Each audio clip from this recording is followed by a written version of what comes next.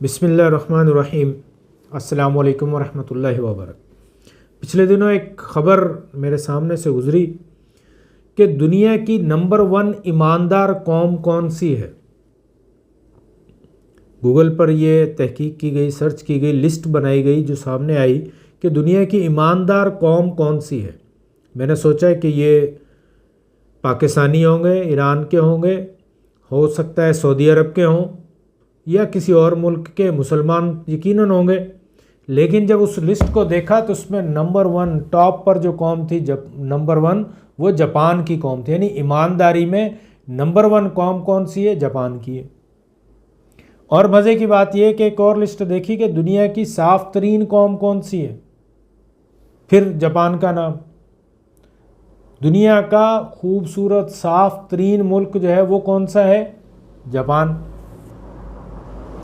اور اگر آپ جاپان میں دیکھیں، جب میں نے مزید تحقیق کی، مزید چیزیں دیکھی، کھنگالیں، تو پتہ چلا کہ جاپان میں اوسط جو ڈیلے ہونے کا، ٹرانسپورٹ کا ڈیلے ہونے کا ٹائم ہے، جو دیر سے جو چیزیں پہنچتی ہیں، وہ کیا ہے؟ 7 سیکنڈ، صرف 7 سیکنڈ، 7 سیکنڈ تک جو ہے وہ زیادہ سے زیادہ میگزیمم جو ہے وہ لیٹ ہوتے ہیں لوگ۔ یعنی کہاں تک وہ قوم پہنچ گئی ہے۔ اور اس کے مقابلے میں ہم لوگ کیا ہیں؟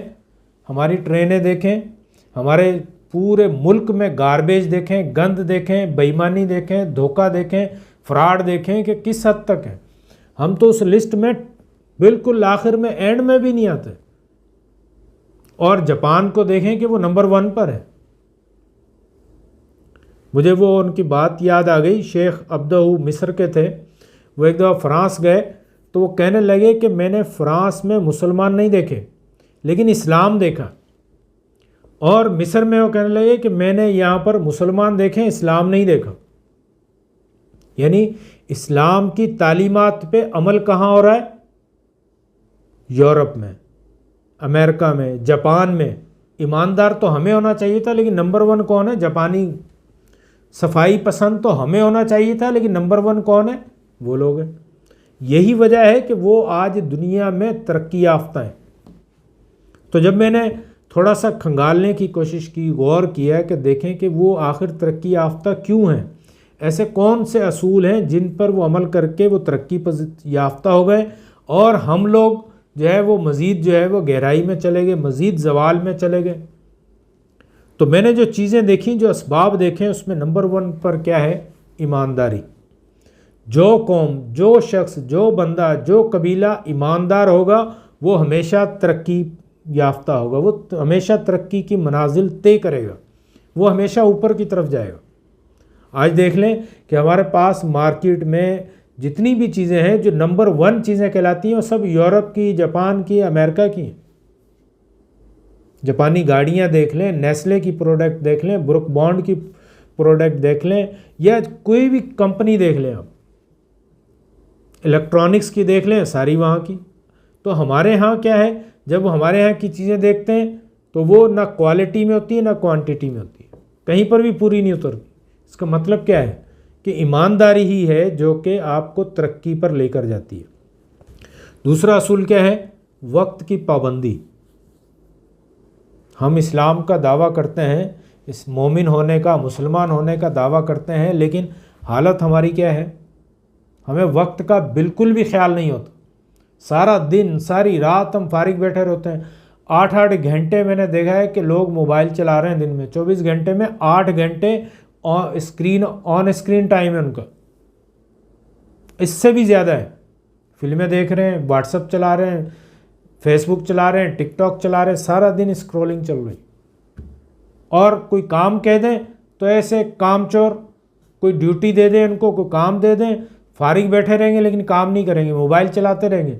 ایون کہ آفس میں ڈیوٹی آورز میں وہاں پر بیٹھنا بھی ان کو گوارا نہیں ہوتا۔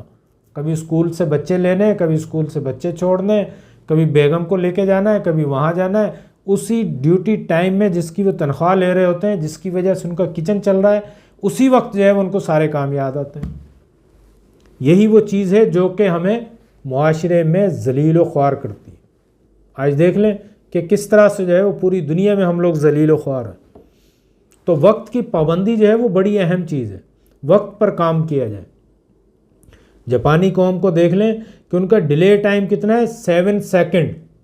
ان کی ٹرینیں اگر چند سیکنڈ 5 سیکنڈ لیٹ ہوتی ہے تو وزیر اعظم جو ریلوے کا جو وزیر ہے وہ آگے آ کر معافی مانگتا ہے، ایکسکیوز کرتا ہے.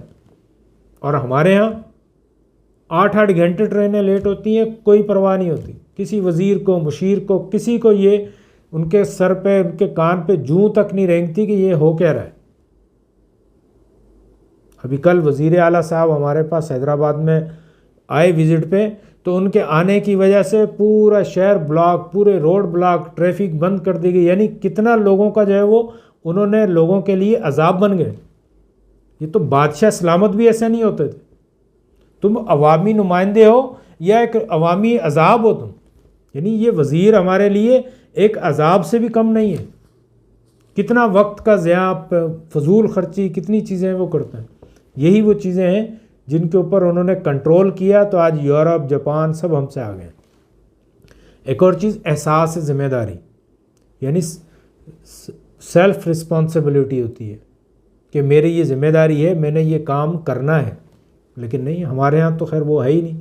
شروع سے ہم سوچتے ہی نہیں ہیں اس چیز کو. بس ہم دیکھتے ہیں کہ میرا فائدہ کہاں ہے، جس میں میرا فائدہ نظر آتا ہے، میرے خاندان کا فائدہ نظر آتا ہے، وہ کام کرتے ہیں. جبکہ یہ نہیں دیکھتے کہ میری رسپانسبلٹی کیا ہے. مجھے یہاں پر جو بٹھایا گیا ہے، مجھے جو تنخواہیں دی جا رہی ہیں، جو مراعات دی جا رہی ہیں، وہ کس کام کی دی جا رہی ہیں؟ کیا میں نے اس کو پورا کیا ہے؟ میں ایک باپ ہونے کی وجہ سے، حیثیت سے میری کیا ذمہ داریاں ہیں؟ بیٹے ہونے کی حیثیت سے میری کیا ذمہ داریاں ہیں؟ بھائی کی کیا ذمہ داریاں ہیں؟ ایک بیوی کی گھر میں کیا ذمہ داریاں ہیں؟ کبھی ہم نے اس کو پورا کرنے کی کوشش کی ہے؟ بلکہ ہم تو اس کو سمجھتے بھی نہیں ہیں.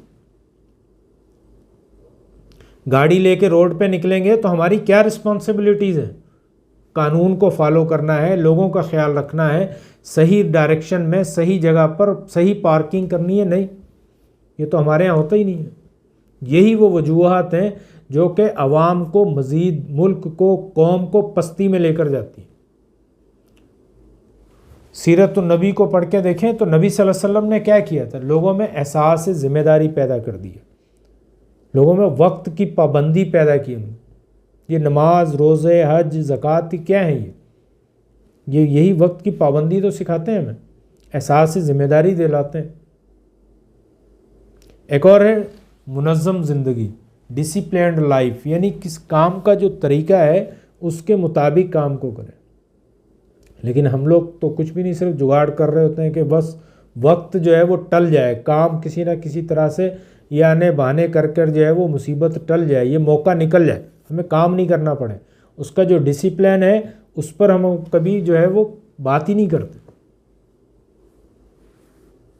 اور ایک اور چیز جو ہے وہ امانت و دیانت ہے، صحیح طرح سے کام کرنا. جو ہماری ذمہ داریاں ہیں، جو ہم پہ امانت رکھی گئی ہے، اس کو پوری طرح سے کام کرنا. ہمارے جیسے ڈیوٹی ہے، کوئی نوکری ہے، کاروبار ہے، اس کا جو ہمارے لوازمات ہیں اس کو صحیح طرح سے پورا کریں، ایمانداری کے ساتھ اس کو پورا کریں.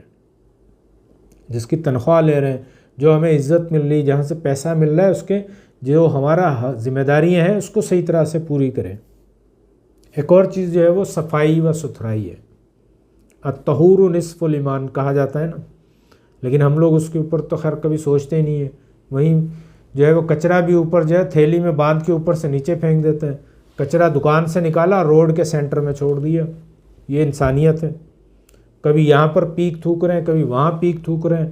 سرکاری آفسوں میں چلے جائیں، ہاسپٹل میں چلے جائیں تو وہ پورا جو ہے وہ غلاظت کا ڈھیر بنا ہوا ہوتے ہیں. تو یہ ہماری قومی جو تشخیص ہے، قومی شناخت ہے، اس کو ظاہر کر رہا ہوتا ہے کہ یہ دیکھیں کیسے ہیں. وہ کہا جاتا ہے کہ اگر آپ کسی قوم کو دیکھنا چاہتے ہیں وہ کتنی تمیزدار ہے تو آپ اس کے ٹریفک کو دیکھ لیں تو کتنے منظم طریقے سے چل رہی ہے. ہماری ٹریفک کو دیکھ لیں تو پہلے نظر میں جو ہے وہ یہ ہوگا کہ یہ بدتمیز قوم ہے، کوئی تمیز، کوئی طریقہ ہے ہی نہیں. تو خدا کے لیے اگر ہم ان چیزوں کو دیکھتے ہیں کہ یہ یورپ، جاپان انہوں نے کیسے ترقی کی ہے، تو ان کے اسباب کو بھی دیکھیں. کن وجوہات سے انہوں نے ترقی کی ہے، ان وجوہات کو اپنے اندر پیدا کرنے کی کوشش کریں. وقت کی پابندی کریں، صفائی کا خیال رکھیں، امانت و دیانت کا خیال رکھیں، ایمانداری کا خیال رکھیں.